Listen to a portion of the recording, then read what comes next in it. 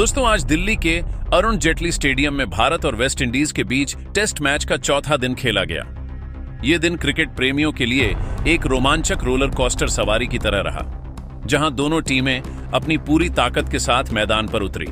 सुबह के सत्र में भारतीय गेंदबाजों ने वेस्ट इंडीज की बल्लेबाजी को तोड़ने की हर संभव कोशिश की, तो दूसरी ओर वेस्ट इंडीज के बल्लेबाजों ने जबरदस्त जुझारूपन और हौसला दिखाया। जैसे जैसे दिन चढ़ा, भारत को एक छोटा लेकिन चुनौतीपूर्ण लक्ष्य मिला, जिसे हासिल करने के लिए उनके बल्लेबाजों ने मैदान पर आग उगल दी। तो आइए इस वीडियो में हम आपको चौथे दिन के पूरे हाइलाइट्स बताते हैं। इस वीडियो को अंत तक जरूर देखें और अगर आप टीम इंडिया के फैन हैं तो इसे एक लाइक जरूर करें। इस वीडियो का लाइक टारगेट है 8000 लाइक्स। चौथे दिन की शुरुआत सुहावने मौसम के साथ हुई। आसमान में हल्के बादल छाए थे और पिच पर अब भी गेंदबाजों के लिए कुछ मदद बाकी थी, खासकर तेज गेंदबाजों के लिए। हल्की नमी और पिच की सतह पर मामूली दरारें तेज गेंदबाजों को स्विंग और उछाल दे रही थीं, जबकि स्पिनरों को भी टर्न मिलने की उम्मीद थी। वेस्ट इंडीज की दूसरी पारी 44वें ओवर के बाद 173 रन पर 2 विकेट के नुकसान से शुरू हुई, जिसमें जॉन कैंपबेल 77 और शाई होप 66 नाबाद थे। इन दोनों ने तीसरे दिन 128 रनों की शानदार साझेदारी कर वेस्ट इंडीज को मुश्किल स्थिति से उबारा था। भारत की रणनीति साफ थी, जल्दी से जल्दी इस साझेदारी को तोड़ना, बाकी बल्लेबाजों को समेटना और एक छोटा लक्ष्य हासिल कर मैच अपने नाम करना।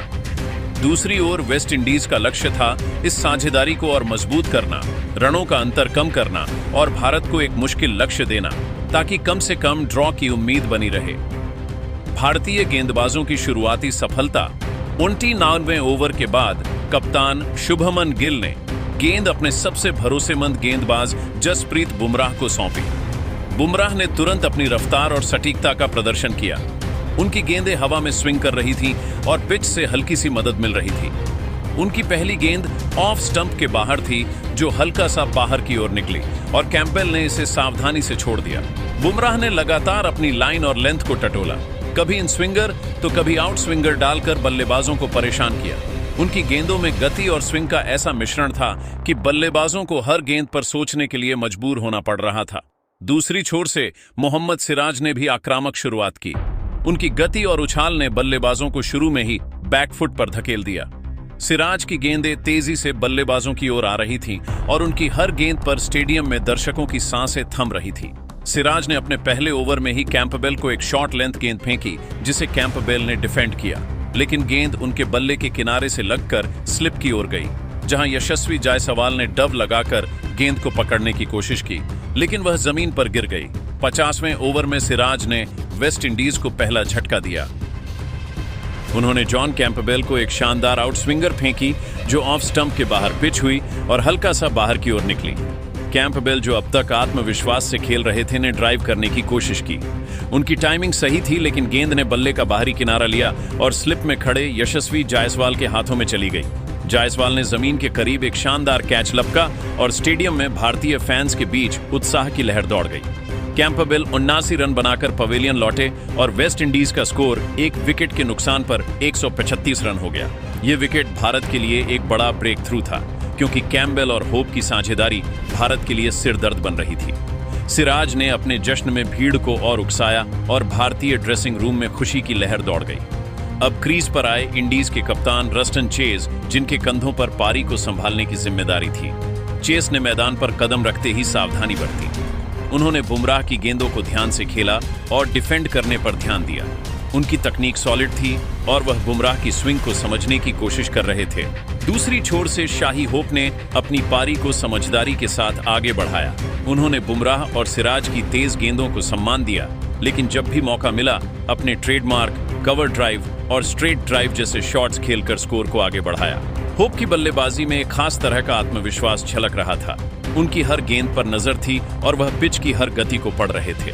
53वें ओवर में होप ने सिराज की एक गेंद को कवर की दिशा में खेलकर एक खूबसूरत चौका लगाया, जिसके साथ ही वेस्ट इंडीज का स्कोर 185 रन के पार पहुंच गया।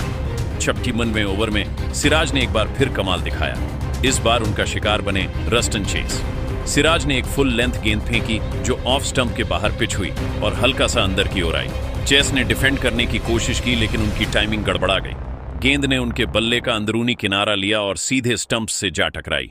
चेस सिर्फ 12 रन बनाकर आउट हुए और वेस्ट इंडीज का स्कोर 2 विकेट के नुकसान पर 192 रन हो गया। सिराज ने अपने ट्रेडमार्क अंदाज में जश्न मनाया, हाथ फैलाकर और भीड़ को उकसाते हुए। भारतीय ड्रेसिंग रूम में मुस्कानें बिखर गईं और गिल ने सिराज को पीठ थपथपाकर उनकी तारीफ की।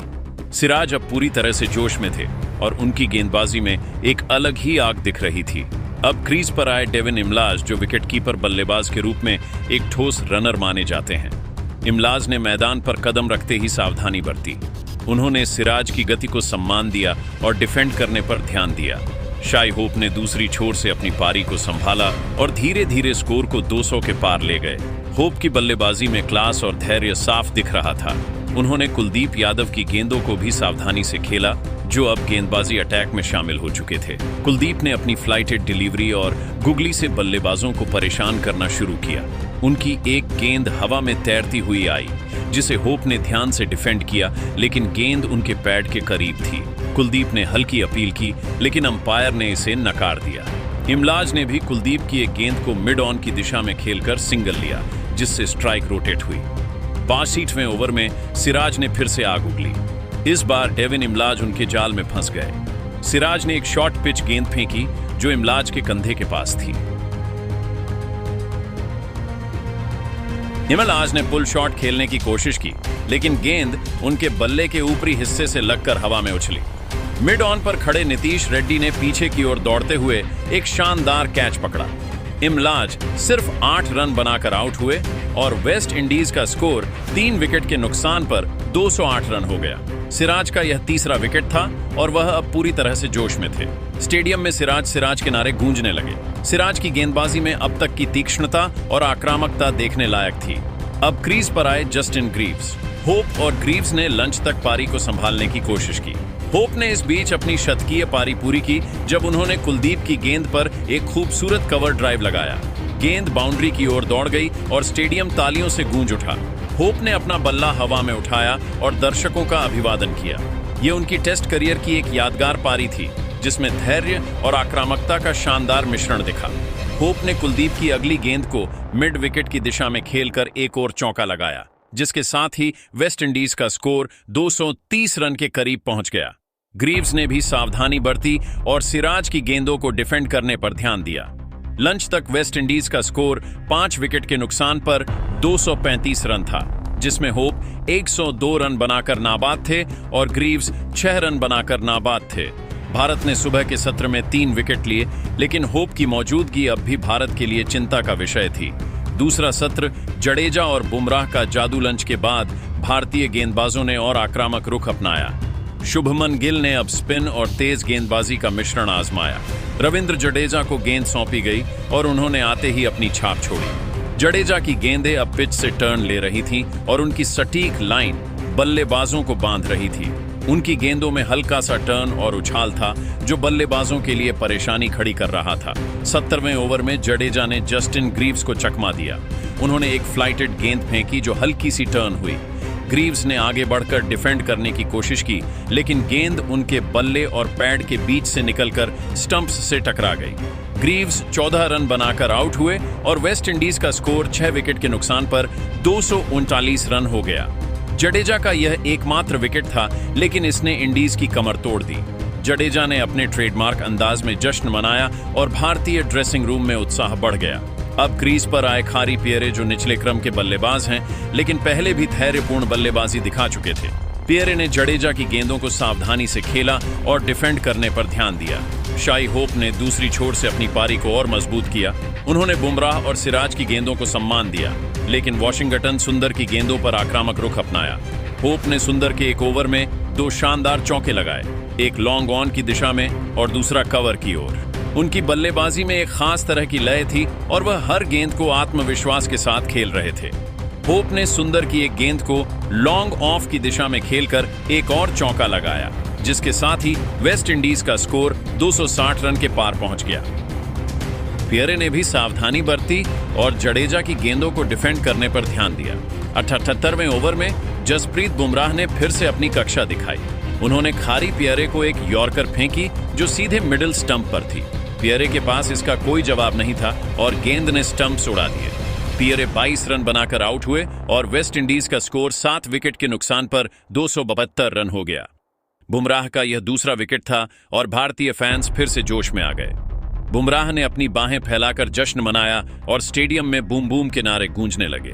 बुमराह की गेंदबाजी में अब तक की सटीकता और आक्रामकता देखने लायक थी। अब क्रीज पर आए जोमेल वॉर्कन होप और वॉर्कन ने मिलकर स्कोर को आगे बढ़ाया। वॉर्कन ने कुछ अच्छे डिफेंसिव शॉट्स खेले जबकि होप ने रन बनाने की जिम्मेदारी संभाली। होप ने कुलदीप की एक गेंद को लॉन्ग ऑन की दिशा में खेलकर एक शानदार लगाया, जिसके साथ ही वेस्ट इंडीज का स्कोर 299 के पार पहुंच गया। वॉर्कन ने भी कुलदीप की एक गेंद को मिड विकेट की दिशा में खेलकर सिंगल लिया, जिससे स्ट्राइक रोटेट हुई। लेकिन 85वें ओवर में सिराज ने फिर से कमाल दिखाया। उन्होंने वॉर्कन को एक शॉर्ट गेंद फेंकी जो उनके ग्लव्स से टकराकर पॉइंट की दिशा में हवा में उछली। वहां खड़े साई सुदर्शन ने एक शानदार ड्राइविंग कैच पकड़ा। वॉर्कन 10 रन बनाकर आउट हुए और वेस्ट इंडीज का स्कोर 8 विकेट के नुकसान पर 245 रन हो गया। सिराज का यह चौथा विकेट था और वह अब 5 विकेट के करीब थे। अब क्रीज पर आए एंडरसन फिलिप। होप ने इस बीच अपनी पारी को और मजबूत किया और वेस्ट इंडीज का स्कोर 300 के पार पहुंच गया। होप की बल्लेबाजी अब एक दीवार की तरह थी जिसे तोड़ना भारत के लिए मुश्किल हो रहा था। उन्होंने बुमराह की एक गेंद को कवर की दिशा में खेलकर एक और चौका लगाया और उनकी पारी अब 130 के पार थी।